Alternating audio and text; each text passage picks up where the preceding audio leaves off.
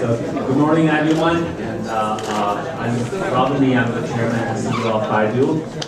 It's a real pleasant to be the monitor of this extraordinary panel. In the middle, we have Bill Gates, the co-chairman of Bill and Melinda Gates Foundation, former chairman and CEO of Microsoft. He's still the technology advisor of Microsoft, right?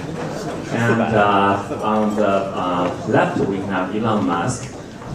He is CEO and CTO of SpaceX, and CEO and Chief Technology Architect of Tesla, and Chairman of SolarCity. So let's welcome both Bill and Elon.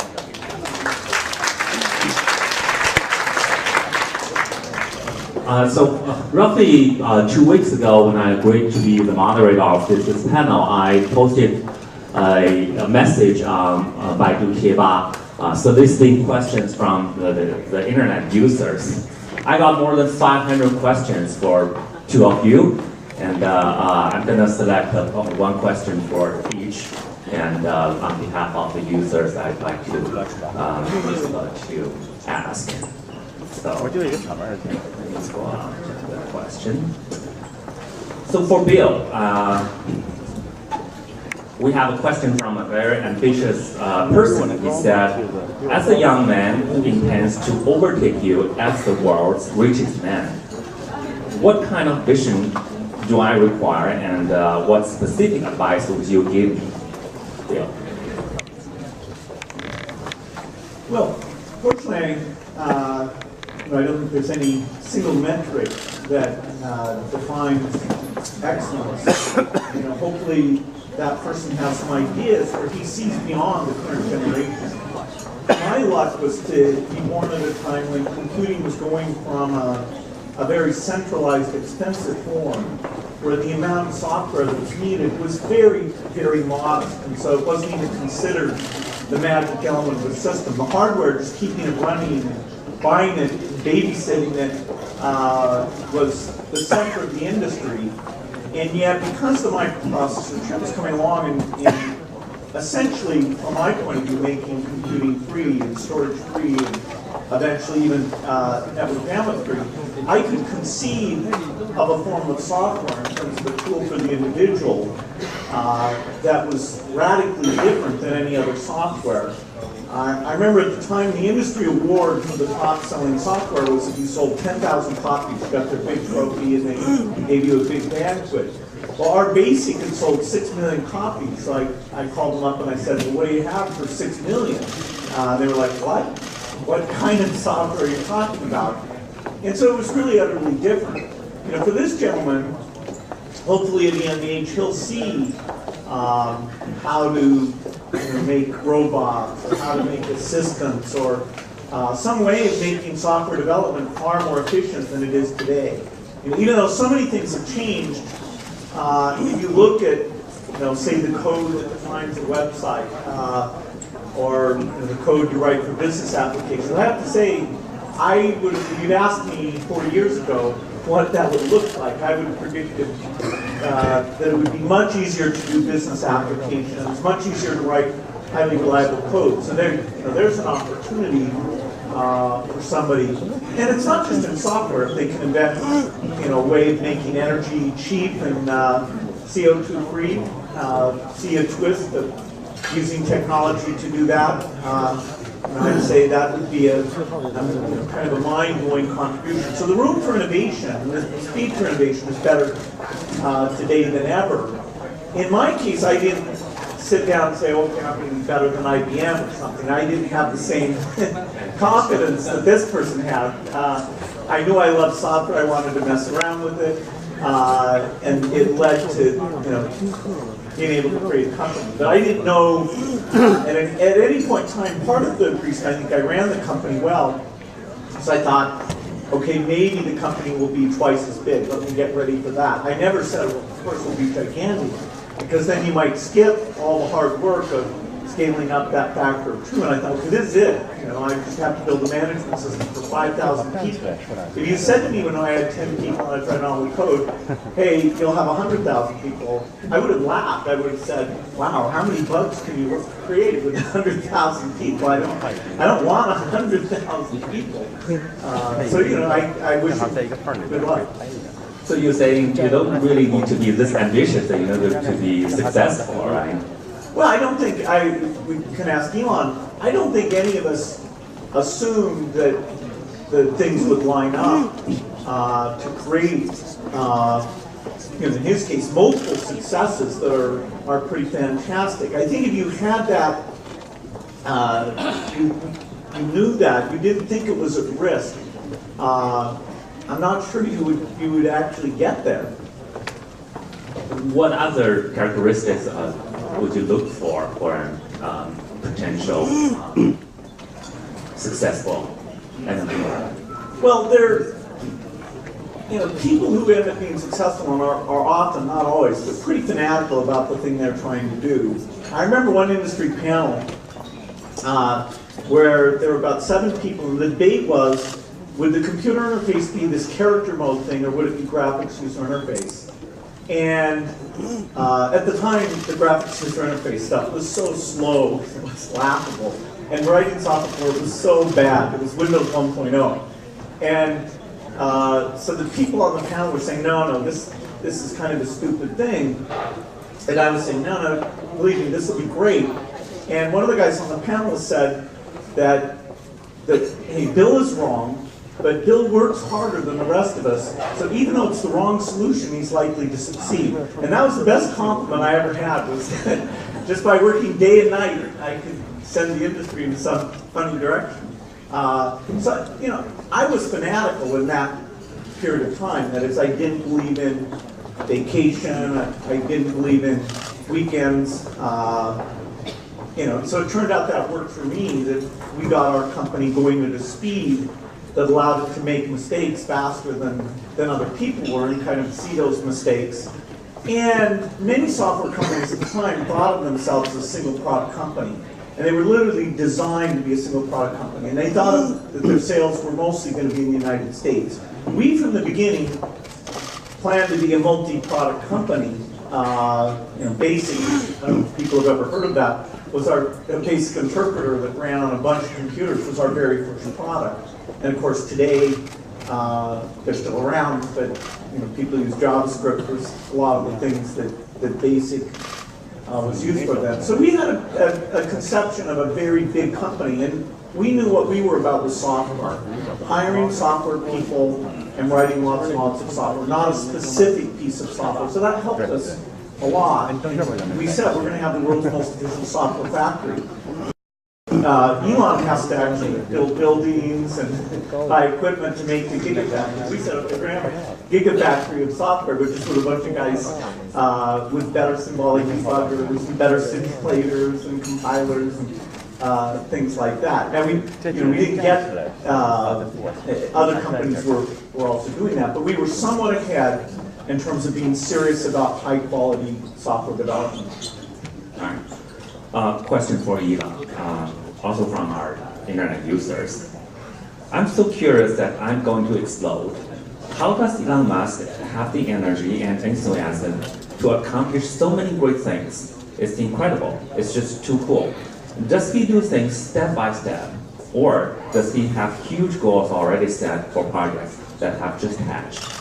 Sure. Well, I think first of all, it's going back to what Will said. You don't actually expect things to be big. In fact, in the beginning, I expected that I thought we would fail. I thought that was the most likely outcome by far. Actually, I thought maybe 10% chance of success for SpaceX. Something similar for Tesla. And if you look at the track record of space startups and car startups, it's pretty bad. So it's not from the standpoint of like, wow, if you were to rank order and say, I'm gonna start a company, what's like the highest return on investment for the risk? Like right at the bottom of the list of the least desirable would be something in space and cars. It's a graveyard. So obviously don't want to be complacent at this point, but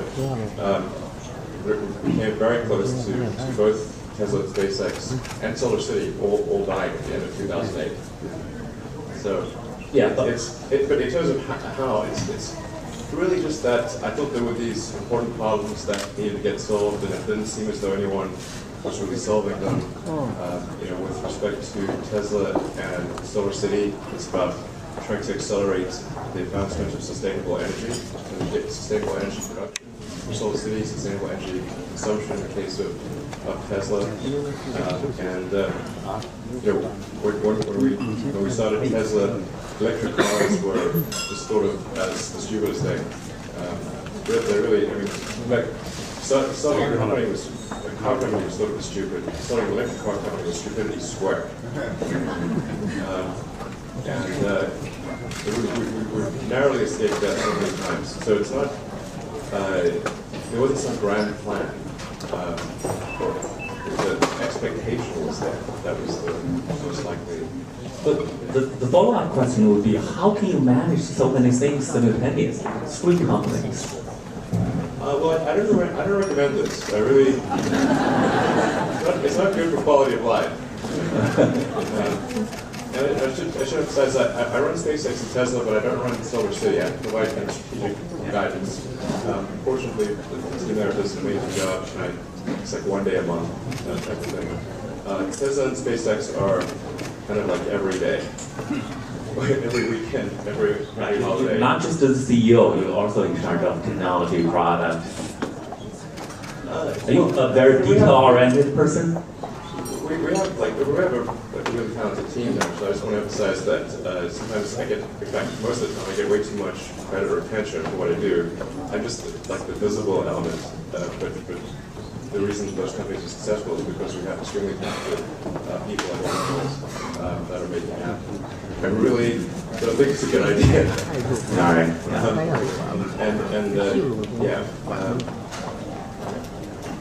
I mean, I do it because I feel like I'm responsible for these things, not because it's necessarily the best thing for quality of life. Okay. Yeah, got it. So among the 500 questions, when I went through those questions, one thing I noticed is that for questions to build, most of the questions are Microsoft related. And I understand you spend more time on your foundation than Microsoft these days.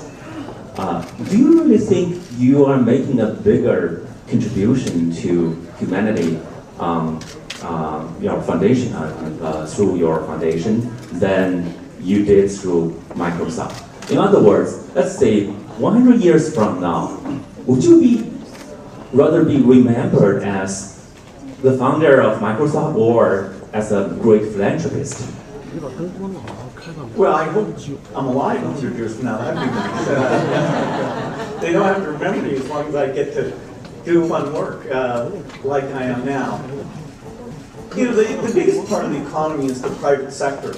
And when you think, why are things going to be better 20 years from now, 30 years from now, the vast majority of that's going to come out of private sector companies. The digital revolution is at an early stage. And so companies like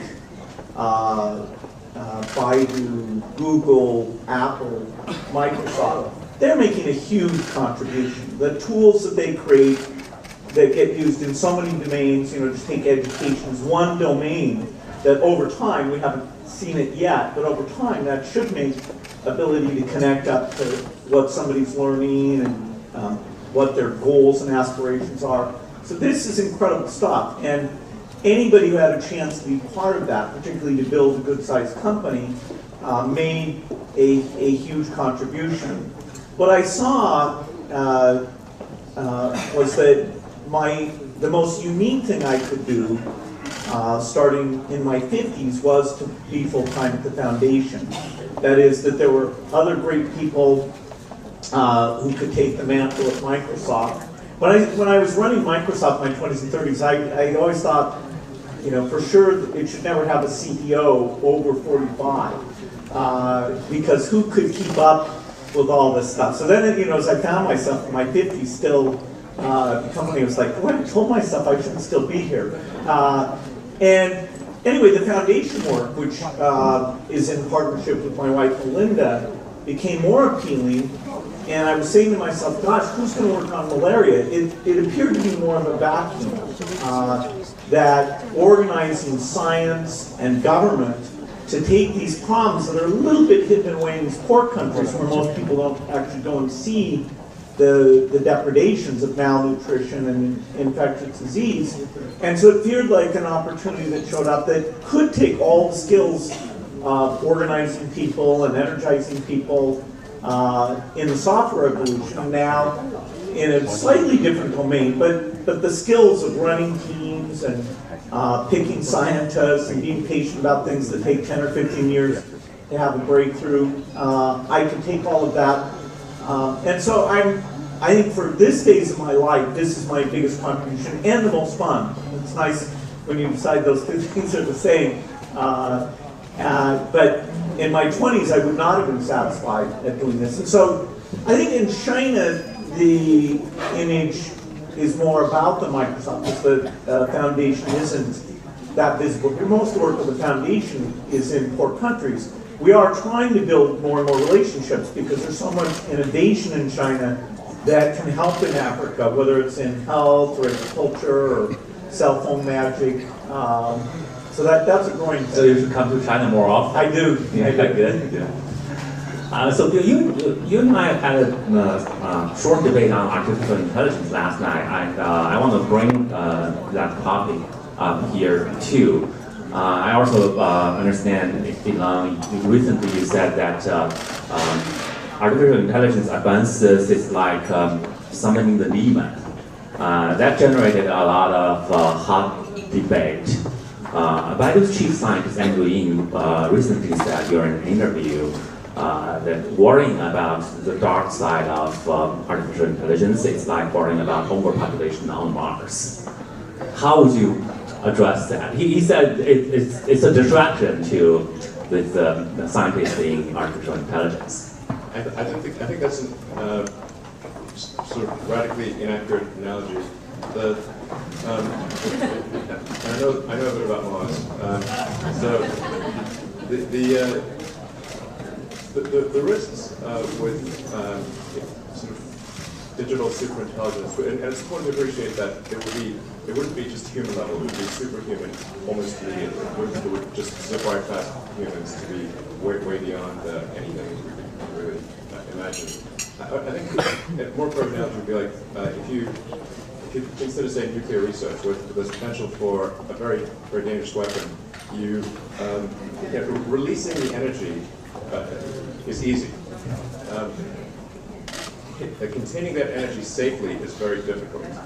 And so I think the right emphasis for AI research is on AI safety. We should put vastly more effort into AI safety than we should put into advancing AI in the first place, because it may be good or it may be bad, and it could be catastrophically bad.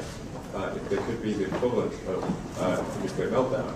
So you really want to emphasize safety.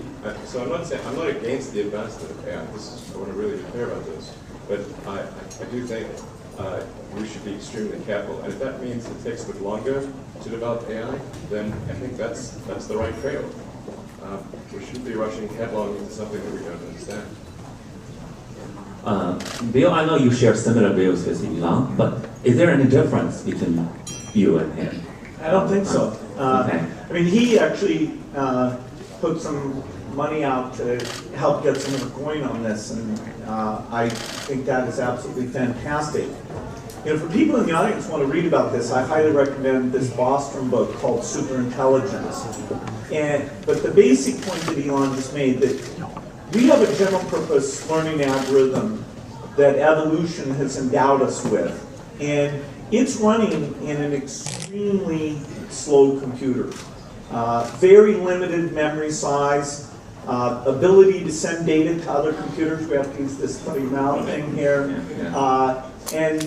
But it's also whenever we build a new one that starts over, it doesn't know how to walk. It's a really long root process. So believe me, as soon as this algorithm taking experience and turning it into knowledge, which is so amazing, and of course we have not done in software. As soon as you do that, it's not clear you'll even know when you're just at the human level. You'll be at this superhuman level almost as soon as that algorithm is implanted in silicon. And actually as time goes by, that silicon piece is getting ready to be implanted. The amount of knowledge, as soon as it has that learning algorithm, it just goes out on the internet and reads all the magazines and books and things like that. We have essentially been building the content base for the superintelligence. You think you're using the internet, that's actually what you're doing. So, I try not to get too exercised about this, but when people say it's not a problem, that really, then I can start to get really in a point of disagreement. How can they not see what a huge challenge this is? We all understand this will have huge impacts in the society in the future, and many companies, including Microsoft and Baidu, we all invest heavily in artificial intelligence. These days I'm reading a book by Walter Isaacson, The Innovators. There are lots of detailed stories about how innovations came out. I guess his point is that innovation comes usually from collective efforts from many talented people. But what I also took away is that the U.S. government, especially the military, played a very important role in the advancement of technology. For example, Project Apollo. That generated a very large and steady demand for microchip, which resulted in the flourishing of Silicon Valley companies like Intel. And internet was a direct output of ARPANET. So the U.S. government played a very important role in this kind of technology advancements. Earlier this month, I was at the CPPCC meeting in China. I made a public speech advocating a project called China Brain. It's basically a artificial intelligence infrastructure put out by the Chinese government. We're hoping to build the largest AI infrastructure so that companies, entrepreneurs, universities can do research based on this platform. For the two of you, do you have any advice on this project? Well, basically, it's fantastic that China's stepping up to fund more basic research, whether it's in medicine or computer science. That's going to help strengthen its universities. It's going to speed up innovation. President Xi talks a lot about the importance of innovation. So China has a lot to contribute. You have to be careful how you structure the government's relationship to innovation. For example, in Japan, they picked some very specific goals and approaches, the so-called fifth generation project. And it was the wrong way to go. In fact, in the 1980s, the US was feeling like, okay, Japan's better than us, they know how to make things better than us, they know how to plan a government AI project better than us, they know how to do HD television better than us. And actually that was a very good period in the US because people were kind of humbled. And they looked at our sort of scattered system of many universities and no central plan. But in fact, the work in the 1980s was the very best work that was laying the foundation for so many advances, including the PC, the internet. It was being done by a very distributed system that funded a bunch where, put aside the Manhattan Project, because that was special and it actually worked. The way they did their computer science stuff was backing dozens and dozens of different approaches and having contests like the DARPA driving challenge. Now they're having this pretty cool DARPA robot challenge. So I would highly recommend not doing what Japan did and looking at why the US model, decade in and out, has been the best. Elon? I very much agree with what Will said. That it's important to create an environment that fosters innovation, and but you want to let it sort of evolve in a Darwinian way, as opposed to sort of pitch it. You don't want to have at a sort of high level, like up level, sort of pick a technology and decide that that's the thing that's going to win, because it may not be, and you know, it's just, you know, it's really, you should really let things evolve. But I mean, if there's high level support for innovation and particularly making sure that the penalty for failure is low. You don't want to have failure be too punitive. I mean, that's one of the keys to Silicon Valley's success. There are many founders and companies that have been very successful, but in the past the company failed. But they quickly reconstituted. People left and joined other companies, and it's really good at recycling and going through recursive self-improvement. So that's I think a really critical thing. If you're going to say you want to support innovation and new technology, which is, again, you don't know what the path is. There's no map. There's no, by its nature, it's unknown, which means you're going to make false moves. So you must, it must be okay to make false moves. Did you have a company before PayPal, or was that your first? I did. Yeah, it's a two. That was before PayPal. Yeah. And did you have one before Baidu?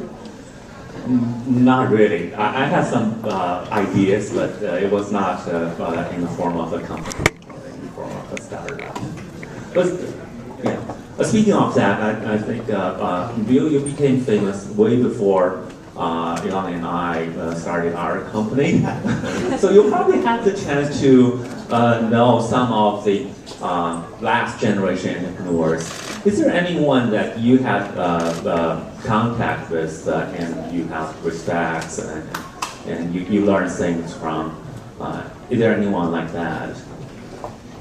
Well, when I started Microsoft, IBM was the dominant company, and they were sort of this behemoth. And then we ended up creating together with them the so-called IBM personal computer that ships in 1981. So it's kind of funny to be working with them. And we learned a lot from them.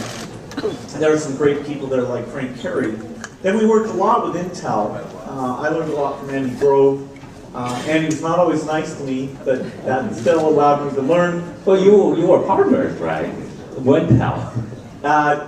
Yeah, that partnership was more challenging than it might appear from the outside. But anyway, Andy was a brilliant person. Some of his books about management are very good. Gordon Moore, who did more of the chip-level technology, is an amazing person I worked with, and he's also a great philanthropist now. Steve Jobs was an incredible person, and part of the reason he was so incredible is he was so good at engineering great products, even though he didn't know much about engineering. His ability to pick people and define what the product should be without really understanding the rules of software or chip actually made his talent all the more amazing. And the way he built groups and the way he pulled things together. So there were a ton of great people I learned from. I may have learned more from Warren Buffett, who's completely outside all the crazy computer industry stuff, but his basic views about business and how you work in business actually had more influence on me than any other single person. Also, I'd say having the Japanese for customers, even though I'm saying in the 1980s they weren't structuring things well, their emphasis on quality, and Microsoft had about 40% of its sales coming from Japan for 5 of our early years. Their emphasis on quality really woke us up and changed a lot of how we did things. So that was a huge evolutionary push for us. So is there any entrepreneur outside of technologies? Like I know Warren Buffett, but he's more like an investor, right? Any entrepreneurs that you have contact and you learn things? Well, now that I'm in phase of philanthropy, I'm getting to meet a lot of incredible entrepreneurs in a lot of different business areas. But when I was starting Microsoft and people would say to me, you're an entrepreneur, I'd always say, well, what does that mean? I'm a software guy. You know, I didn't wake up and decide, shall I do, I'm a generic entrepreneur, and shall I do barbershops or cookies or, oh. So I was a software person. You know, at age 12, I was writing software. At age 13, I was writing software. There was only one thing that I had a chance to be world class at, which was the thing I was obsessively doing from age 11 to 17. And so it's not like I could have started a company doing anything else in the universe. You know, I'm a software person, and then I had to learn, oh God, you have to hire people. Oh God, you have to fire people. That's a lot of fun.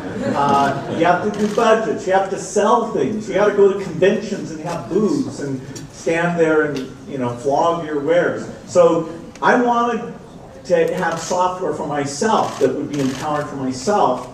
And then I had to learn, okay, there's contracts and many things that go along with that. So in some ways, you know, the drive all came from the dream about software, not some dream about, okay, I'm going to have a company, let's just pick an industry and go get it done. Well, it's been some years since you were 13. When you look back, when you reflect on your previous life and compare yours with the other successful entrepreneurs, and when you look at the younger generation, do you see any difference between each generation of entrepreneurs? I guess there are probably a lot of commonalities among different generations, but is there a sort of evolution that the next generation entrepreneurs are better or smarter or stronger? Do you see anything like that? Well, I'm very impressed with Mark Zuckerberg. I've gotten to know him well, and you know, I'm impressed the current generation is actually pretty good about asking us old me, because I'm older than these guys. You know, what mistakes did you make? How should things work? You know, our generation was, in a sense, it was a cleaner sheet of paper. So every conference I would go to would be people our age. There weren't older people, and then, you know, all the analysts or venture capital people who we worked with all kind of grew up. But it was an industry of people in their 20s and then in their 30s. Now, it's much more age diverse. You know, Mark's, what, 32 or something, and he's not anywhere near the youngest guy. He's the youngest guy with a mega success type company. I think maybe this group is a little more mellow. You know, Steve was kind of crazy in a certain way, and I was kind of crazy in a certain way. Maybe it's a little harder to be. But I guess more mellow a trend. Do you see that? No, I don't know. It's hard to characterize because there's very diverse personalities. Some of whom I'd like to meet, but you know, don't have a chance to. You know, like the guys at Tencent, I don't know all that well. Jack Ma, I've gotten to know, and you know, people tend to be on their best behavior when they're meeting, you know, other people. Understand what it's like in the engineering meeting where somebody comes in and tells you, oh, this thing isn't working, it's going to be late, or hey, it's just too damn slow. We have to rebuild it from scratch. That's where I would love to be in there and see how they deal with the various challenges. Because all these businesses get externally, internally, to the point where they have to rethink some of the assumptions they've made. And you know, at every point Microsoft is more successful, people are saying, well, that's their final success.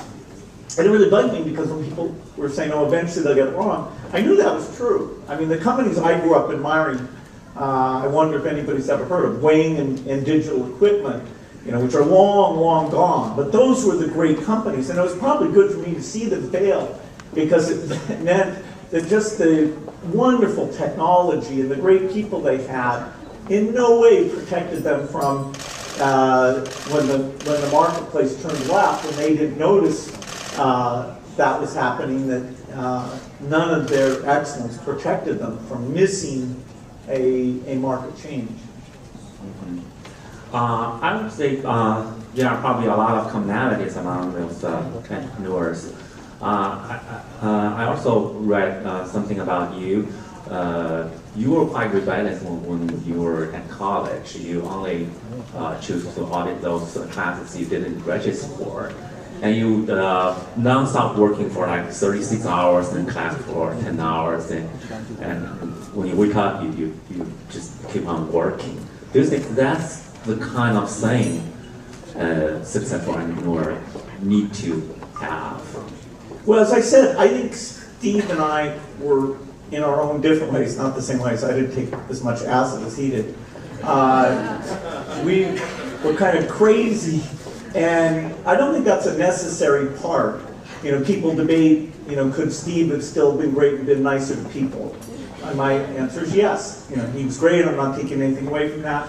But you know, in my case, I think, okay, there were periods I was very tough on people, partly because I was very tough on myself, and you have to learn how to project that into your management style, which is kind of a natural thing. The harder thing was that I'd been you know, in my school, I was known as the guy who was good at math.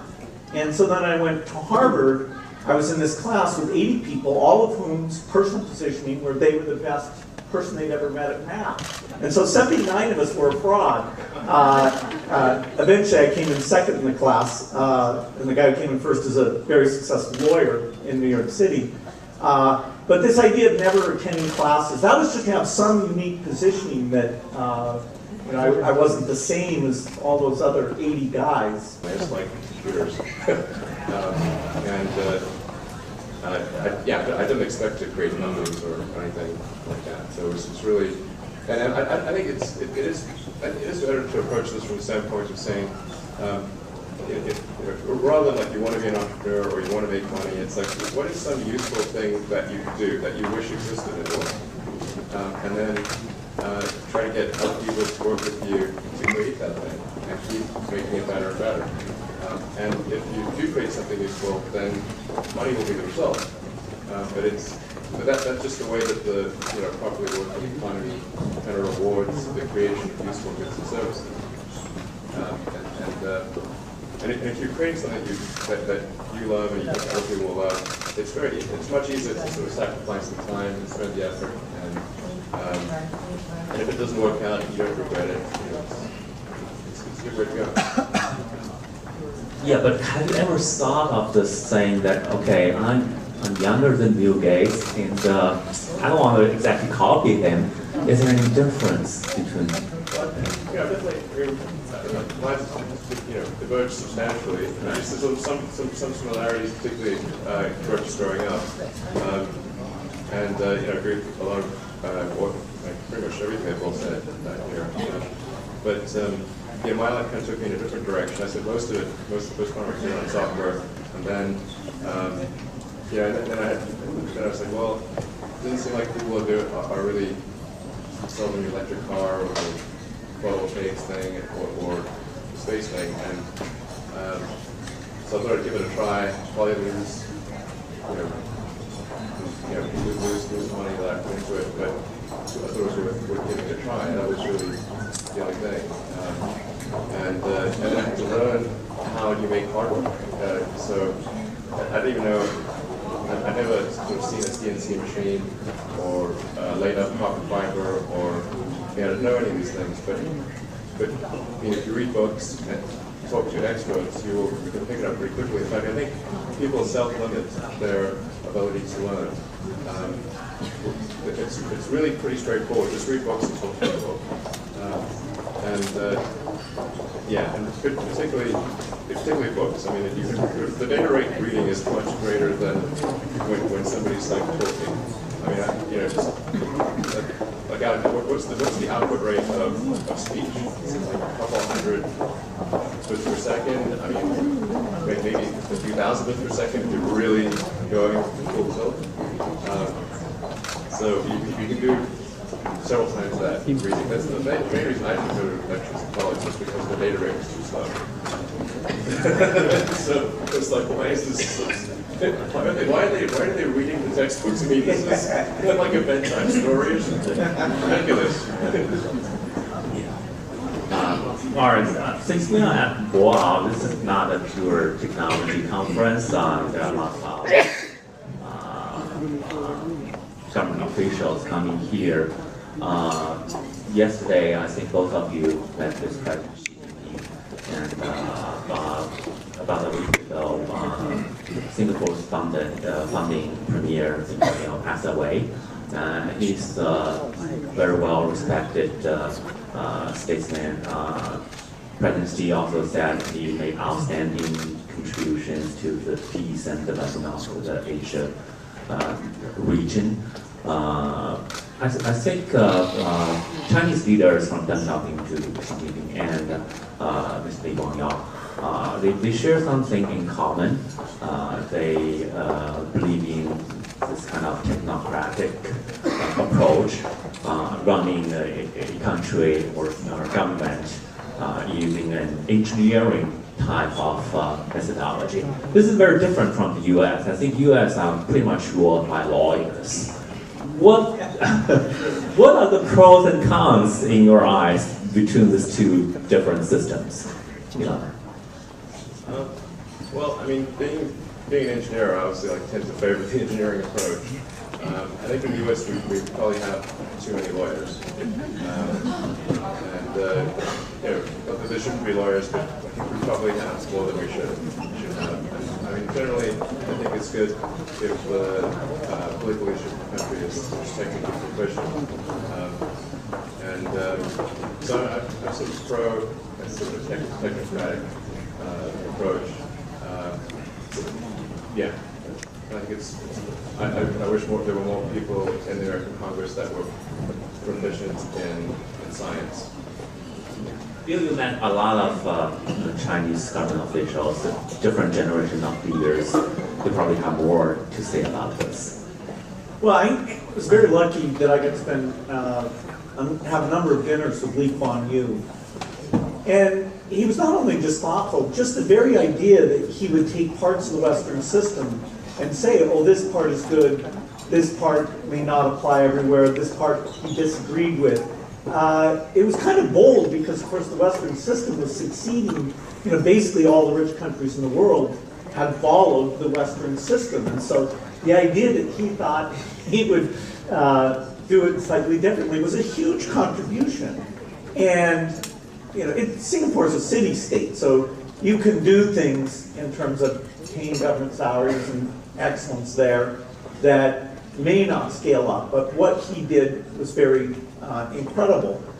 What we really want is this mix of democracy and expertise, and no country has that balance right. If you err on the side of democracy, there's certain extreme things about the wrong person getting in power, and if you kick them out, then how do you get new people in? So the democracy side, it has some huge advantages that have helped the U.S. Quite a bit. It is a little scary now when we have complex problems like how do you run a healthcare system efficiently? Why is the U.S. paying so much? And there really isn't at this time any elected representative. You can have a good discussion about the dynamics of that system and why it's different than other countries and how we might change that. So government has to do with very complex issues.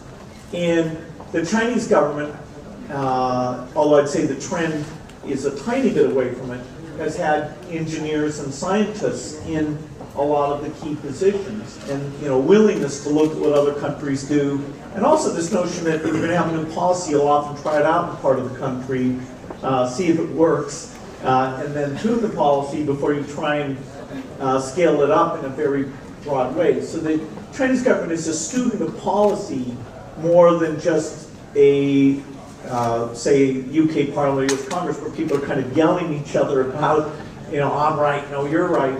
It's not like, oh, let's go do an experiment. I've never sat in the US Congress and say, oh, let's try yours out, and one state will try it out, mine, and we'll come together and combine the best features.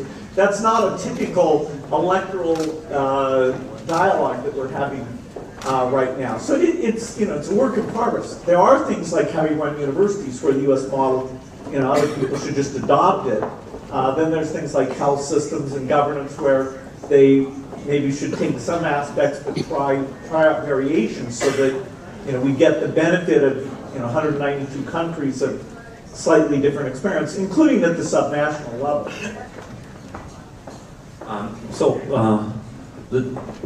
We have a very strong government. They have very strong execution capabilities when it comes to infrastructure, high-speed rail or highways.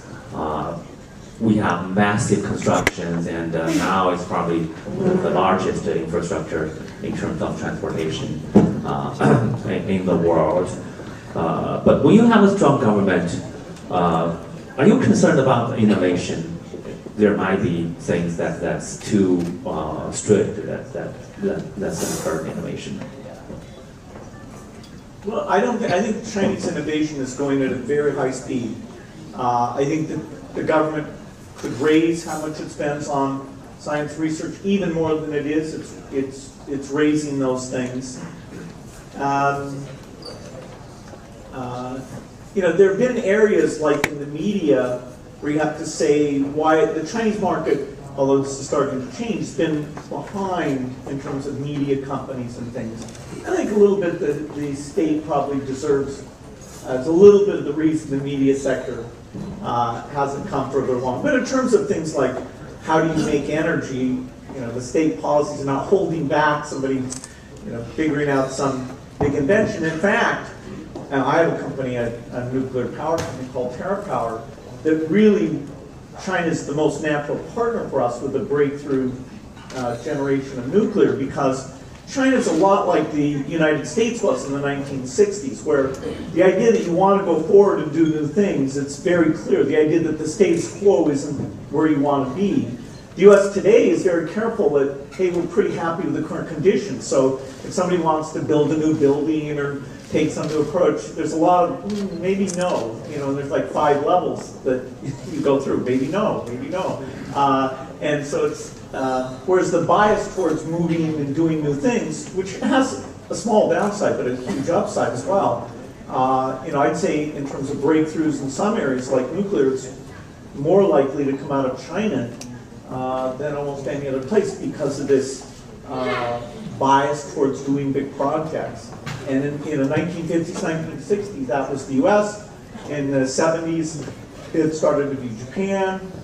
Korea took on that role, and that big engineering bias is great for the world. So Elon, you are very futuristic. Let's say 50 years from now, how would you envision a conference like BOA be done? Do you think we still have to come to the stage and meet face to face, or is there a better way for people to communicate as a conference? The airport will be closer.